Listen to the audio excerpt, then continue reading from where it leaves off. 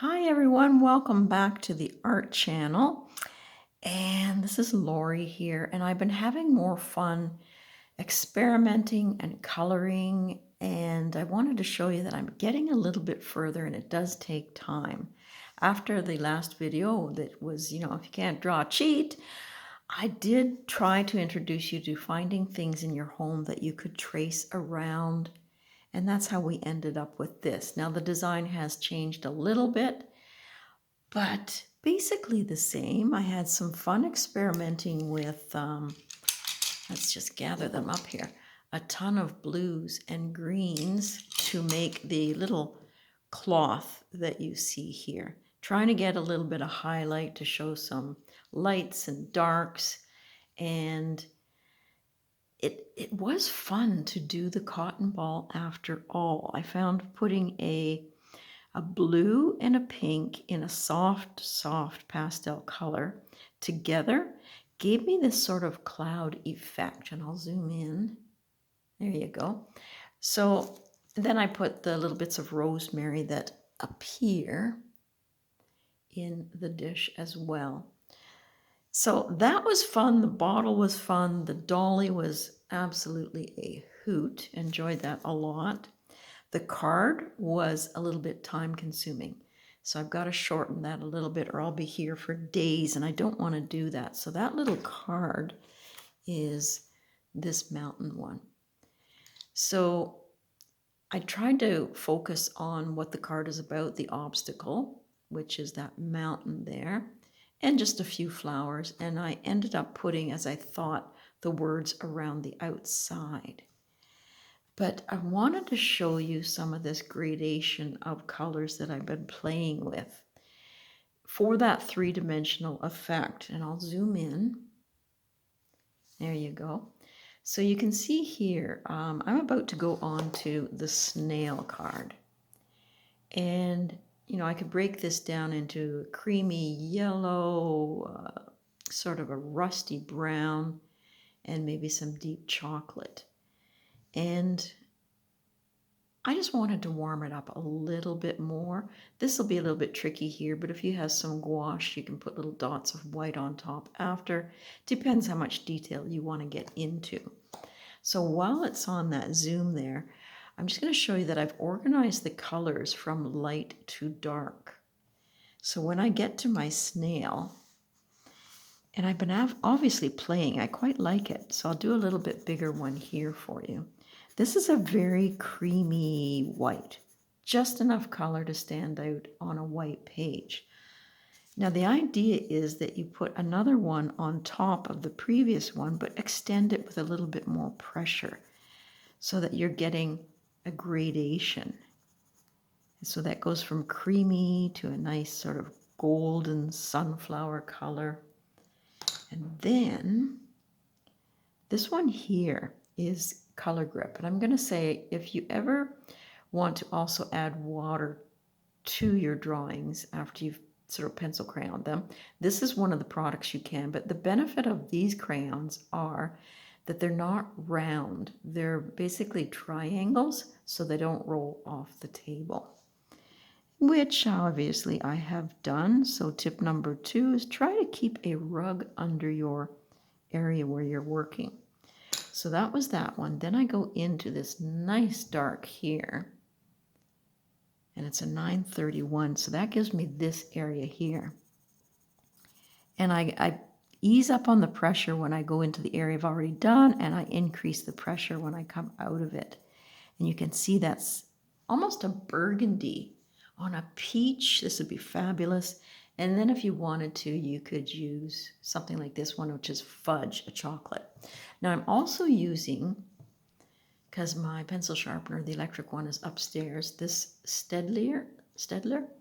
And when you flip this up, it's a pencil sharpener.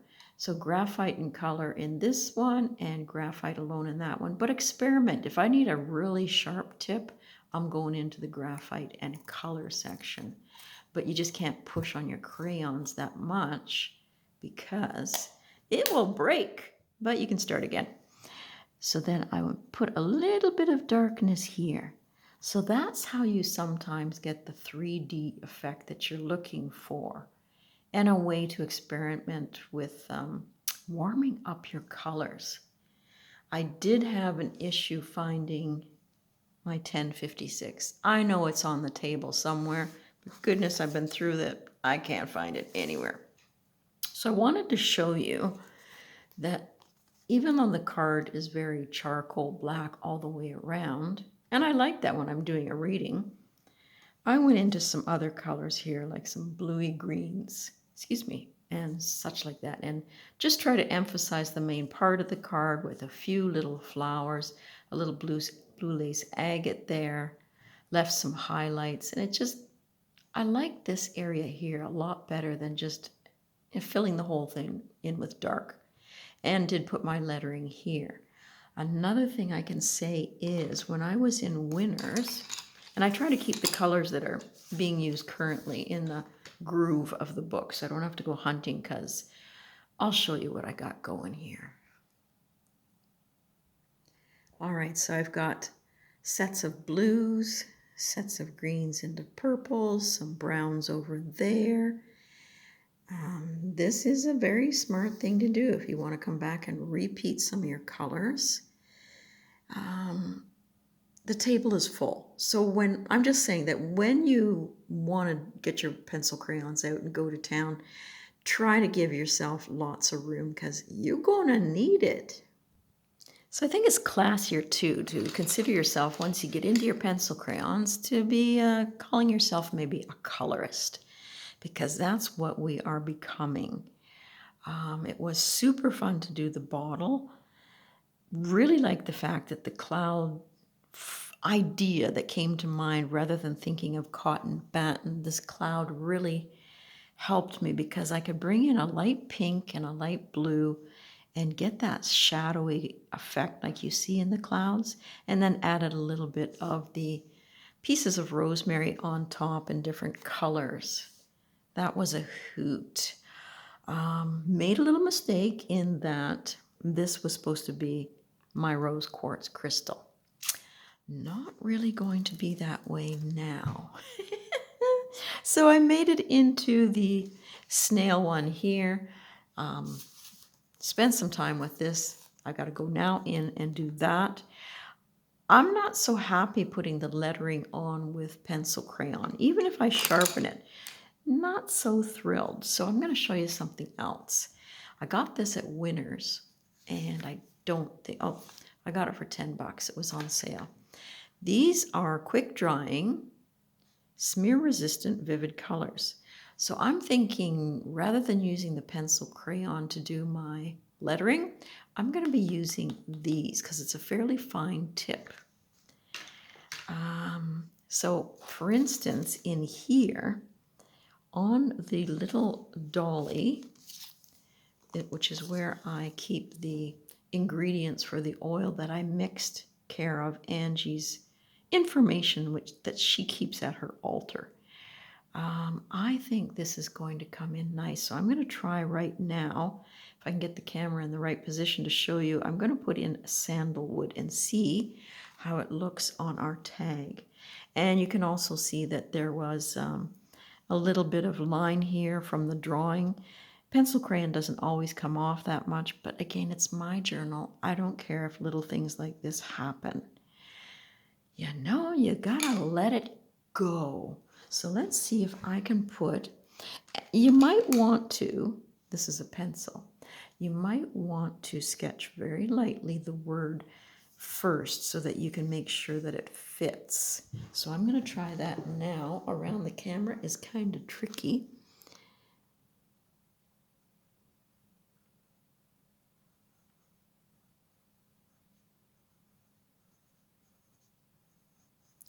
Yeah, because if these are sort of permanent, you got to make sure that, and I'm going to test it over here first.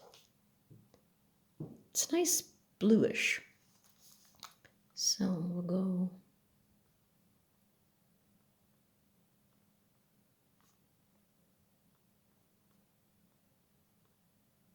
And I can very carefully, with that soft eraser that we talked about in the last session, After that is thoroughly dry, if I'm bothered by any pencil showing through, then I can erase some of that. Now, I didn't really leave enough room, but I'm going to squeeze this in because in this mix there was 1 drop of sandalwood.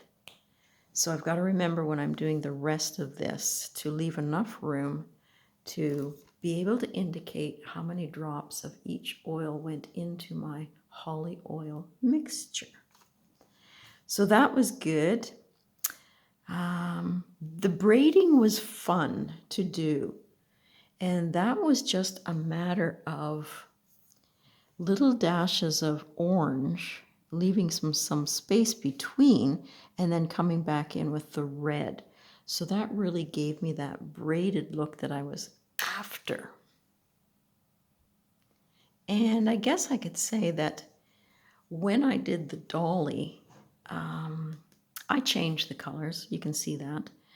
But I did some darker and more pressure on the edges and then worked my way in. And there was probably 2 or 3 blues in here used, and then the same on this side. And it was just a matter of finding then a pencil crayon that would allow me to show the stitching. And I found adding some darks around the edge brings in the idea of sometimes you can see that stitching there. I think it's called like a blanket stitch. It's quite fun, and adding some highlights or leaving some little bits of light gives a 3D effect. Adding little shadows around objects gives some 3D effect. We used to call it almost calligraphy when you allowed the pencil to accept all of the pressure and then lighten up, so you go from darks to light on the little tassels on the edge. A little bit tricky to get the lavender in after, but I did find a couple pencil crayons that allowed for that. I did enjoy trying to show the weave on some of the areas rather than just flat color, to bring in some texture. Even in his little paw here, you can see a little bit of hint that, this is rather I guess a thick weave. I don't know my fabrics that well, but I liked being able to see the weave coming through. It made it more playful for me, and especially had fun doing the idea of stitching for the mouth area there. There you go. But this was the most fun, I think, over here, along with the bottle, trying to get that golden amber look. It was a sense of accomplishment to get the cotton ball look happening, and that was just by experimenting with some of those colors. So I've got lots more to do. I'm going to spend some time doing this, and then I have to simplify the other circles for the cards in here. Now, there are 4 cards in the reading, and as this one got sort of placed there instead of my rose quartz, the bottom circle down here, I'm going to erase that, and I'm going to, I think, try to do a little bit of this, even if it's just the word folia, so that I know that that is the deck. I'll know it by the cards, yes, but it is nice, I think, to play around with some lettering. So it's going to be a matter of penciling this in and then bringing the darks around it so that I've got some of that. But I have found that even though these are pencil crayons, and I wouldn't think it would work, I was able to actually bring some watercolors mixed with some gouache or some white watercolor. I found gouache actually better, that I could go in on top of my drawings and actually add liquid. And I thought that the crayons would repel all that, and I'll show you where it happened for me. And it was one of those aha moments. Is if I go back here, I'll zoom back a little bit. And you got to keep tissue paper or something between each of your pages, or else the colors will transfer over. This one here. Now, this is my dedication page to starting my tea leaf reading. And I found that in here, maybe I'll zoom in again. These little bits here are white gouache on top of red. So some of the color of the pencil crayon has come through, but also it gives the idea of, you know, you can bring texture, you can bring highlights, all kinds of things.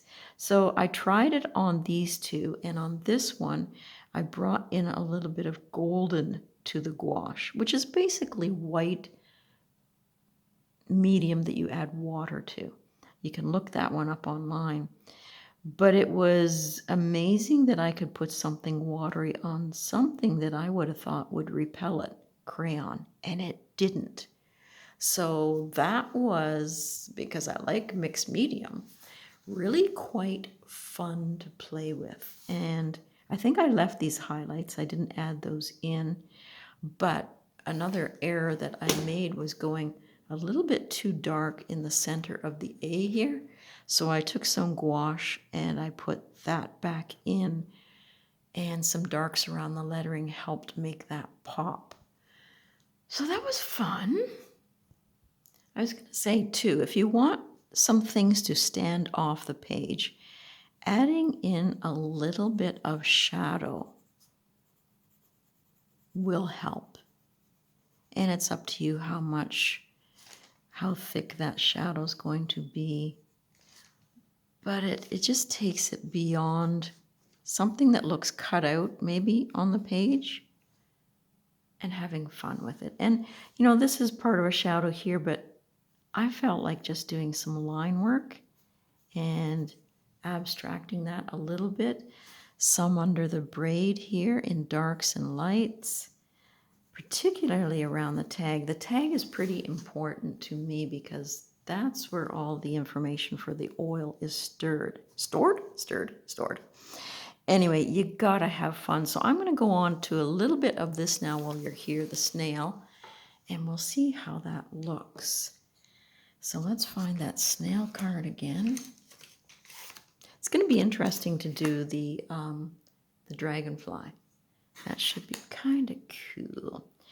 So slow and steady was important in the reading. It really was.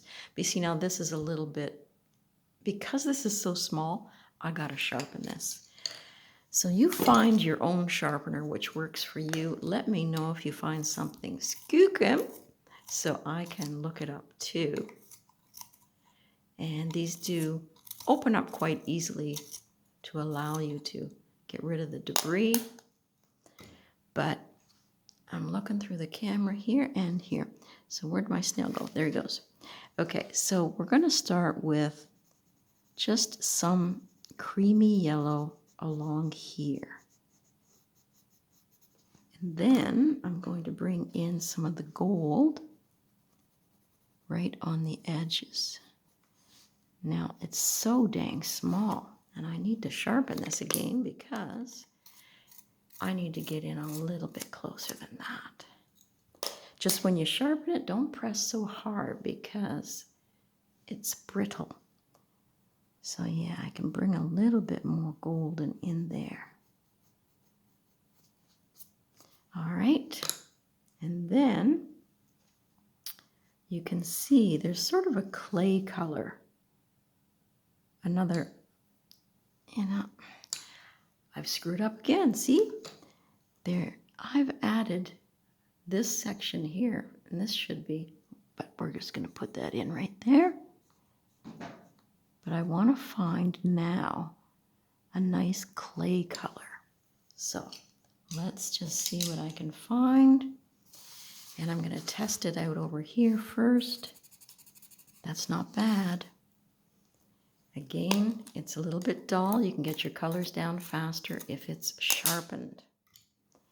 And so, if this, Lori, is what you're trying to accomplish, there we go, focus, then start sketching that in. And you can see that this is pretty teeny. This is going to take some fiddling. But I do like the fact that this burgundy is here. So I can delineate, I think, along here and along here. And I'm not completely happy with that inner color there. I think it needs to be a wee bit orangier. So I'm going to look through my stash here, try it out over here first. That's not bad. This is sort of a fluorescent orange. Yeah, that's going to be much better. But I am going to go back to this color, the 931, and you can see that the snail has some lines on the shell.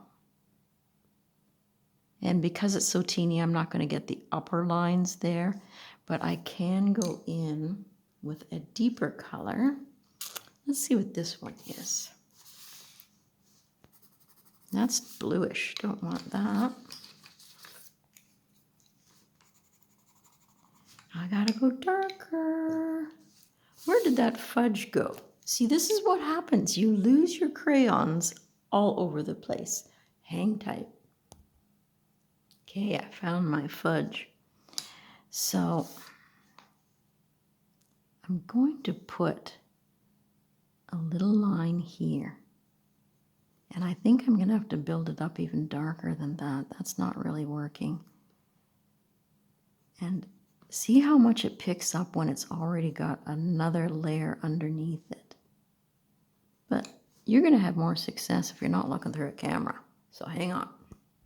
Okay, I think I got that snail sorted. I'm going to have to be working on its back end here. And I might even want to find a black and try to do some lines around there. But I'm going to have to go in and do some more of this and bring the darks in. And that's going to take me some time. And we've already spent 22 minutes here today. So I'm going to say, people, I hope you're enjoying your drawing. Get used to the colors, have some fun, and feel free to break out. And maybe if you have some of these will help you with any lettering that you might need to do, because it's hard to get these to give that precise line that I'm looking for in lettering. So have a great day, enjoy your crayons, and become those colorists you want to be.